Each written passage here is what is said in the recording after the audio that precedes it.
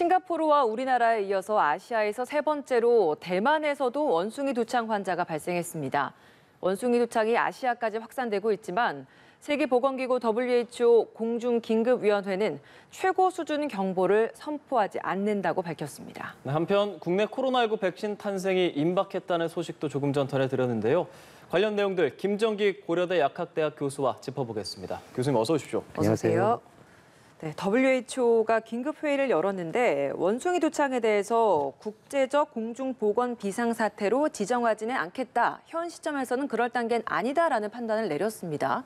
지금 50여 개 국가에서 원숭이 두창이 굉장히 빠른 속도로 퍼지고 있는데 이렇게까지 공중보건 비상사태를 선포하지 않는 이유는 어떤 판단 때문입니까? 일단 말씀하신 WHO에서 국제 공중보건 비상사태를 선포하는 그 근거가 있거든요. 근데 네. 보통 네 가지 카테고리를 분석을 하게 되는데 일단 어떤 감염병 발생이 어떤 그런 이벤트 자체가 굉장히 특이적으로 발생을 했느냐라는 부분을 일차적으로 보고요. 네. 그러니까 이례적이면서 예상치 못한 어떤 감염병의 확산 사태가 발생을 했을 때 거기에 더불어서 이러한 부분들이 국가 간 전파가 굉장히 급속하게 이루어지고 있느냐라는 네. 부분도 일단 살펴봐야 되는 거고 이런 문제가 발생을 하면서 국제 무역이라든가 아니면 교통에 영향을 주느냐라고 하는 위험도도 평가를 하게 되거든요. 네. 그리고 마지막으로 이러한 부분들이 국제 공중보건에 굉장히 위험도가 높아지느냐 이렇게 네 가지 카테고리를 분석을 하게 되는데 이 중에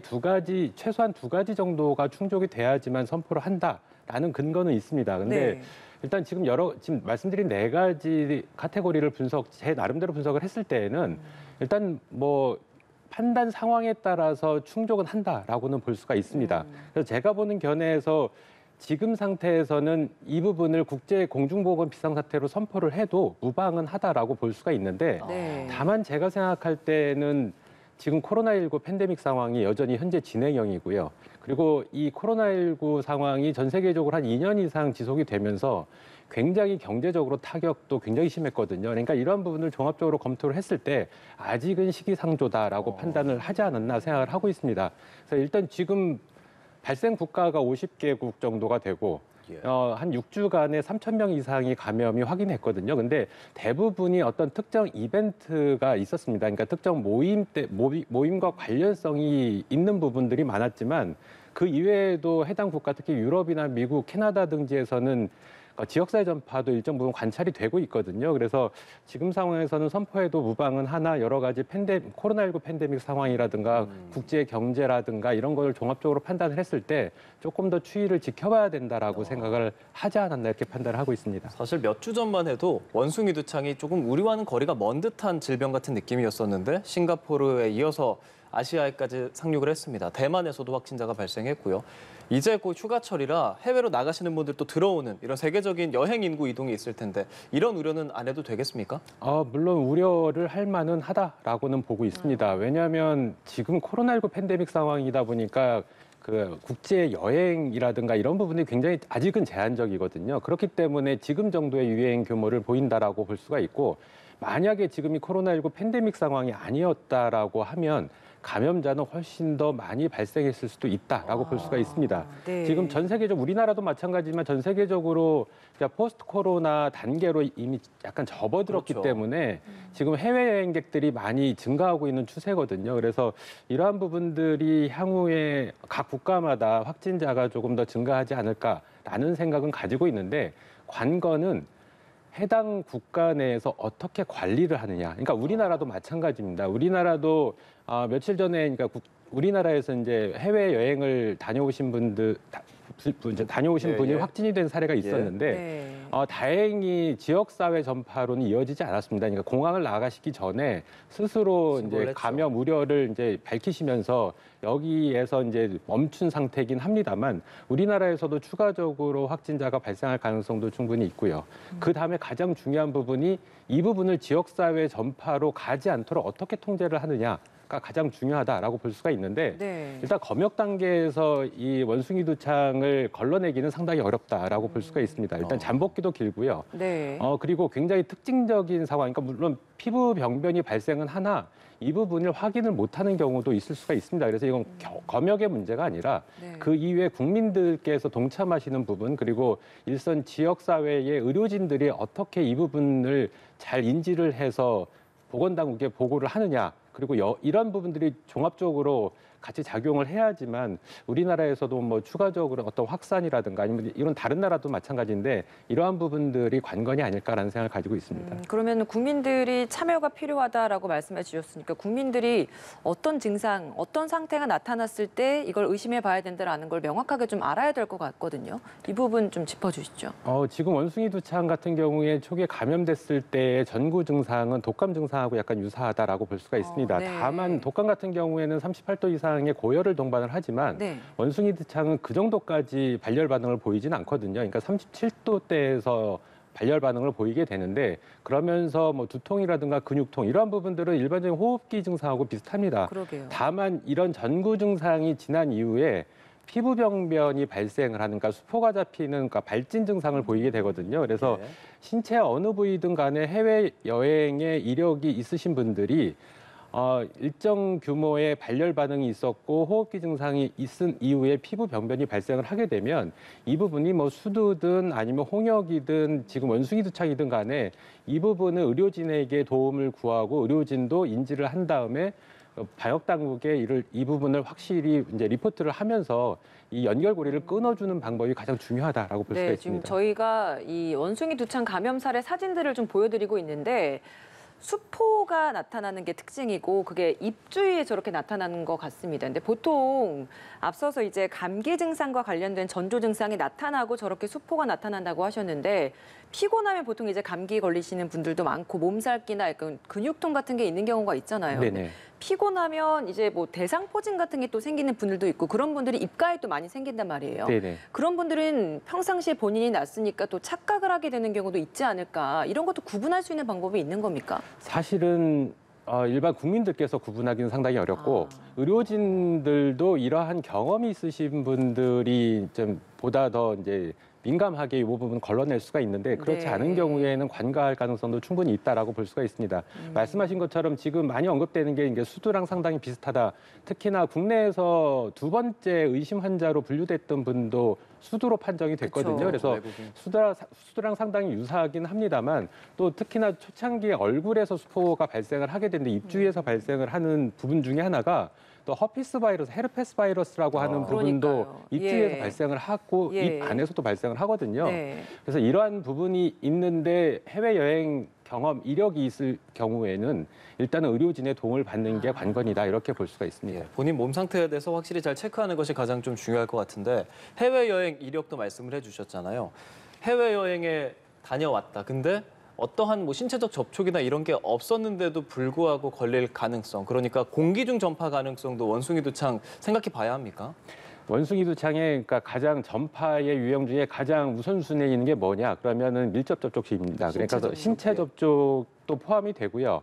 그리고 비말 접촉도 충분히 가능은 하다라고 볼 수 있습니다. 그러니까 이 증상들 중에 앞서 이제 전구 증상 중에 호흡기 증상이 보인다라고 했는데 기침도 할 수가 있거든요. 근데 지금 뭐 아직까지 연구 결과에 따르면 그때 기침에 의해서 발생하는 비말 속에 있는 바이러스는 전파력이 상당히 떨어진다라고는 얘기는 하고 있는데 그럼에도 불구하고 비말 전파도 가능하고요. 더불어서 이제 우리가 비생체 매개 접촉이라고 해서 이렇게 환경 오염이 됐을 때 접촉을 한 다음에 그 손 같은 데 바이러스가 묻어 있다가 점막에 접촉이 있게 되면 감염도 네. 가능합니다. 근데 지금 앵커께서 말씀하신 것처럼 공기 전파, 흔히 에어로졸 전파 예, 가능하냐? 배제할 수는 없다라고 볼 수 있는데 일단 현재까지의 연구 결과는 상당히 가능성은 낮다. 이렇게 볼 수가 있고 지금 원숭이 두창은 우리가 흔히 얘기하는 pak스 바이러스 중에 하나고요. pak스 바이러스는 바이러스 중에 사이즈가 가장 큰 바이러스다라고 볼 수가 있습니다.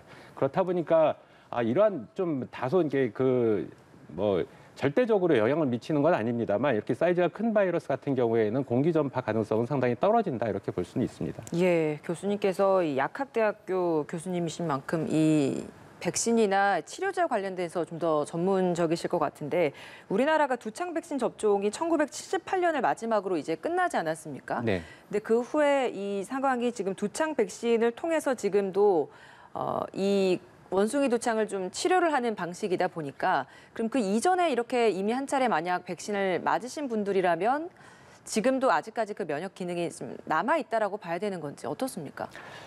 저는 어느 정도 남아 있을 거다라고는 보고 있습니다. 네. 왜냐하면 그러니까 원숭이 두창의 우리 원래 모체라고 할 수 있는 게 모체라고 하기는 좀 그렇지만 네. 원래는 천연두 두창 백신의 사촌이 원숭이 네. 사촌이 원숭이 두창이거든요. 네. 근데 이 부분, 그러니까 과거에 두창이 전 세계에서 유일하게 박멸됐다고 WHO에서 공식적으로 선언한 병원체거든요. 예. 근데 그거의 가장 큰 이유 중에 하나가 일단 돌연변이가 특이적으로 많이 발생하지 않았다라고 하는 부분이 있고 예. 그 당시에 백신 자체가 굉장히 면역성이 오랫동안 지속됐다라고 볼 수가 있습니다. 그러니까 지금 말씀하신 것처럼 과거에 이 두창 백신에 대한 그러니까 백신 접종력이 있다라고 하면 네. 어느 정도 면역 반응이 살아있을 가능성은 충분히 있다라고 볼 수가 있는데 뭐 절대적이지 않습니다. 네. 그래서 이 부분은 일단은 그렇게 보시면 될 것 같은데 당시에 우리나라에서도 이 천연두 그 두창 백신 자체가 의무 조항이 아니었고 권고였거든요. 그래서 예. 정확히 당시에는 의무 기록이 남아 있지 않기 때문에 사실은 정확히 파악하기도 상당히 어렵다 이렇게 볼 수가 있습니다. 현재 국내에 비축된 천연두 백신이 총 3,500만 명분이 있다고 들었는데 네. 이게 오래됐는데 아직도 백신을 갖고 있는 이유 그리고 이걸 사용해도 되는지까지도 여쭤보고 싶은데요. 오래되기는 했으나 당시에 그러니까 지금 말씀하신 백신 같은 경우가 그러니까 지금 두창 백신은 1세대부터 4세대까지 알려져 있는데 3세대까지가 상용화가 돼 있습니다. 그래서 우리나라에서 비축하고 있는 분은 그 양은 2세대 백신이고요. 네. 2008년도에 허가가 됐던 그러니까 이노엔이라고 하는 제약회에서 이제 제조한 백신이었거든요. 네. 그래서 유효 기간이 지나지는 않았고 이 부분이 그 생물 테러에 대비하기 위해서 우리나라에 비축하고 있는데 사실 한 10년 정도 전부터 특히 5년 정도 전에는 질병청에서 이 부분을 3세대 백신으로 전환하려고 하는 노력을 상당히 많이 했습니다. 근데 당시에 여러 가지 예산 문제라든가 이런 부분들이 작용을 하면서 이 부분이 빠르게 전환이 이루어지진 않았습니다만 일단 뭐 2세대 백신 같은 경우에 따라서 필요하게 되면 사용은 할 수 있다라고 볼 수가 있는데 일단 이상 반응의 우려, 물론 비율은 좀 낮긴 합니다만 이상 반응이 비교적 심각하게 나타날 수가 있거든요. 그리고 접종 방법도 상당히 까다롭다 보니까 일단 활용성은 좀 떨어진다. 근데 향후에 원래 질병청에서 오래전부터 기획을 하고 있는 것처럼 3세대 백신으로의 전환은 좀 필요해 보인다라는 생각을 가지고 있습니다. 그럼 예. 3세대 백신은 어떤 점이 다른 건지도 궁금하고 국내에 들어올 예정인지도 궁금해요.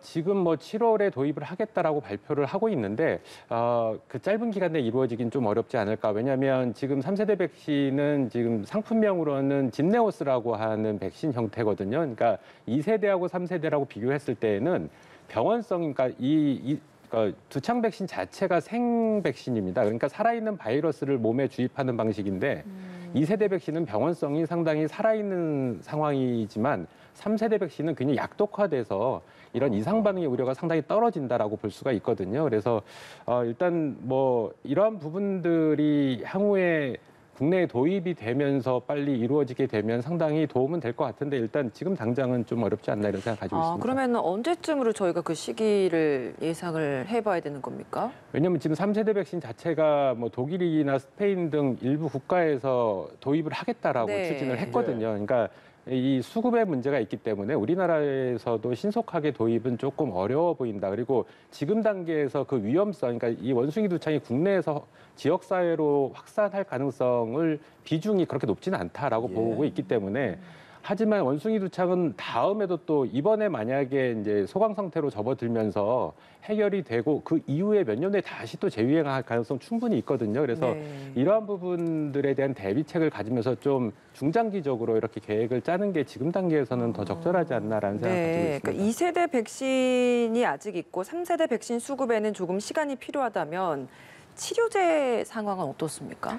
치료제 상황도 지금 이제 7월 달에 500명분의 그 치료제를 도입을 하겠다라고 얘기를 하고 있는데 일단 그 정도는 위급 상황에 대비하기 위한 부분이고요. 지금 원숭이 두창의 유행주 자체가 콩고 계열하고 서아프리카 계열로 둘로 나눠지는데 지금 유행하고 있는 게 서아프리카 계열이거든요. 그러니까 치명률이 상대적으로 떨어집니다. 그래서 공식적으로는 원래 1에서 2% 정도의 치명률을 보인다라고 돼 있는데 최근에 서아프리카 쪽에 유행하고 있는 상황 합치면 한 3% 정도대의 치사율을 보이고 있거든요. 근데 이러한 부분들이 병원성이 상대적으로 떨어지다 보니까 일단 긴급하게 사용할 수 있는 양으로 한 500명 정도를 7월에 도입을 하려고 이렇게 생각을 하고 있다라고 보시면 될 것 같습니다. 예, 알겠습니다. 코로나19 이야기도 좀 짚어보겠습니다. 저희가 들어오기 직전에 단신으로 스카이코비1 이 코로나19 백신이 지금 승인이 임박했다라는 소식 전해드렸는데 이게 어떤 백신이고 승인의 가능성 어느 정도로 보시는지요? 일단 승인은 될 거다라고 보고는 있고요. 이건 제조합 단백질 백신 형태입니다. 그러니까 우리가 가장 흔히 알고 있는 코로나19 백신들 중에 노바백스라고 최근에 허가가 되면서 접종이 이루어진 백신 형태가 있거든요. 네. 같은 계열이다라고 보시면 될 것 같고요. 이게 첫 국산 백신인 거죠? 아, 그렇죠. 예. 허가가 되면 첫 국산 백신이 되는데 예. 일단 노바백스랑 비교를 해보면 지금 SK에서 개발하고 지금 상용화를 추진하고 있는 백신 형태는 나노 입자 형태로 만들게 되면서 면역력을 상당히 높여주는 그런 백신 형태다라고 볼 수가 있습니다. 그래서 이 부분은 전통적인 백신 형태인 사백신 형태랑 상당히 유사한 계열이고 예. 그만큼 안전성이 좀 확보되어 있다. 그래서 기존의 화이자나 뭐 모더나 백신처럼 mRNA 백신들이 이상 반응에 대한 우려가 상당히 있었었거든요. 그래서 이러한 부분들이 어느 정도 해결될 수 있는 백신 형태다. 근데 다만 지금 포스트 코로나 단계로 접어들었기 때문에 어느 정도 이제 그 제약회사 입장에서는 굉장히 막대한 자금이 들어갔는데 이 부분을 어떻게 해결을 할 거냐라는 부분이 좀 남아 있긴 합니다만 네. 향후에 코로나19는 지구상에서 없어지진 않을 거다. 이제 계절성을 타면서 겨울철마다 마치 독감처럼 유행하는 상황이 발생할 수가 있어가지고 우리가 앞으로 뭐 SK에서 만들어진 이 백신을 접종할 수 있을 거다 이렇게는 보고 있습니다. 예, 국내 코로나19 백신이 생겨날지 좀 지켜봐야 할 것 같습니다. 지금까지 김정기 고려대 약학대학 교수와 함께 원숭이 두창 그리고 코로나19에 대해서 짚어봤습니다. 고맙습니다. 감사합니다.